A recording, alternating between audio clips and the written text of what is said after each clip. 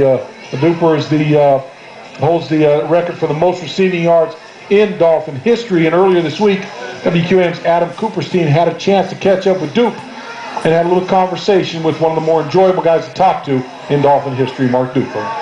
You mentioned the story about barely even playing football in college. You're a track star. You're playing basketball in high school. Do you think it's possible these days for someone to almost have no college football experience and have the career that you had in the NFL? No. Go to school. Go to school.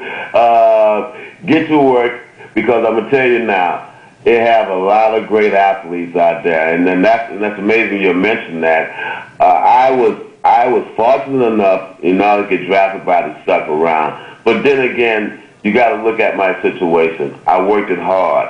I mean, I stayed in the locker room in Northwestern State University, where my parents couldn't afford to send me to summer school. I mean, I was on a scholarship, a track scholarship. I wanted to play football. So what I did, that junior year, before my senior year, I stayed in the locker room, and I caught football with Joe Ferguson every single day except on Saturdays and Sundays. I caught over 100 balls and ran over 100 routes.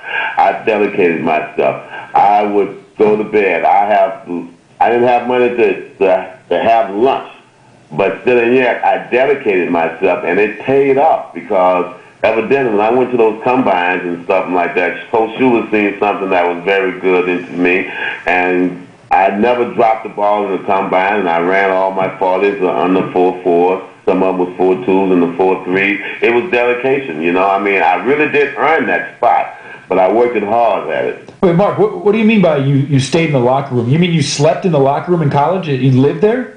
Yeah, I turned the stadium locker room into a apartment.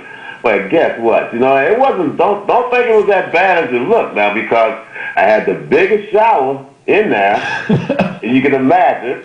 I had 6 or 7 commodes that you can imagine. I had everything I wanted. I installed me a TV in there with the antenna, because we didn't have cables back then, and I had a couple of couches in there that we can do, and I could have anybody I want. Not to say I brought girls in the locker room or I brought friends in the locker room, which I wasn't supposed to do that. So, which means that it was like a house in there. So don't feel bad for me. I really enjoyed myself that year. Plus, you had housekeeping too. Instead of housekeeping, they had janitors come through, and then everything's clean for you, right? And exactly right. And also, I had the biggest washer and the biggest dryer right there. So. Hey, I was feeling good. I'm not feeling so bad for you anymore, but that's a crazy story, Mark. It really is. I wanted to ask you a couple more questions. What do you think about the receivers the Dolphins have on their roster right now? Is there a number one guy who can be a featured receiver? Yes. Again, I think Ted can be a featured receiver. Again, I think what they should do with him, maybe I might be putting my foot in my mouth, but you know what? Let him stretch the defense, okay? Quit sending him across the middle, this and that. Let him stretch the defense down the field, cross the field, down the field, cross the field. I guarantee you they're going to respect the speed. And also you got the other receivers that coming in on the slot and everything. I think the Dolphins going to be as good as it is with the receivers that they got. Some people don't think so. I think it could happen. Mark, some people have said that because Chad Pennington doesn't have the strongest arm, it limits Ted Ginn's abilities. Is there truth to that? If you have great speed like you did, like Ted Ginn does, and a quarterback who doesn't necessarily have the strongest arm, does that hold you back as a receiver? In a way, I'm going to tell you the truth, no, because you know what? Well, this is what I'm doing. When you ask me those questions, I'm thinking about what I went through. I had a gun for an arm. I mean, a quarterback, he had a shotgun. Okay, Dan Marino. Okay, Don Strock, he had a 410. Okay, let me explain something to you. When Dan got hurt, guess what? Strock came in, and he did just as good as Dan did. You see, as being a great receiver, okay, Ted knows that he can't just run down the field like a bat out of hell and expect to get the ball. Okay, what you have to do, you create your route. You can get open in a shorter distance than being down the field. In other words, that get open within the 30 and 40 yards. He can get the ball down there. No, I don't think it could be. What it means that he's got to learn how to run his routes better. All the receivers on the team, not just him, all the receivers on the team, run his route better and know his quarterback and know what he can do and what he can't do. Mark, I had a guy call in yesterday and ask if you were the guy on Facebook. The real Mark Duper is the guy on Facebook who's there and making friends with Dolphins fans. That's really you on Facebook? Yes, most definitely. That is really me on Facebook. I have a friend of mine, Nick Doucette. He runs the Facebook for me.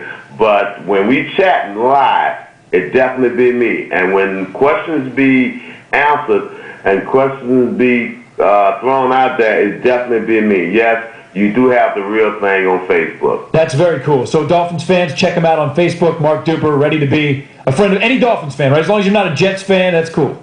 And you know what? We bringing Jets fans in. Oh, okay. We can celebrate them. You're very open-minded in your retired state, man. When you were playing Duke, there was no way you'd be friends with a Jets fan. Oh yes, I used to love them to death. Cause guess what? The more they taunt me, the more they pump me up, and the madder I get, and the badder I beat the hell out the Jets. All right, Super Duper, always an interesting talk when you spend some time with Super Duper, and he was spending a lot of time up in Jacksonville and spending more time down here in South Florida. It's always a pleasure to see Mark Duper, and he talked about Adam Kuperstein talked about needing the strong arm quarterback to be a good receiver. I would give you this. First of all, how many times during the course of a game do you see a quarterback throw the ball 40 yards down the field? Very few times.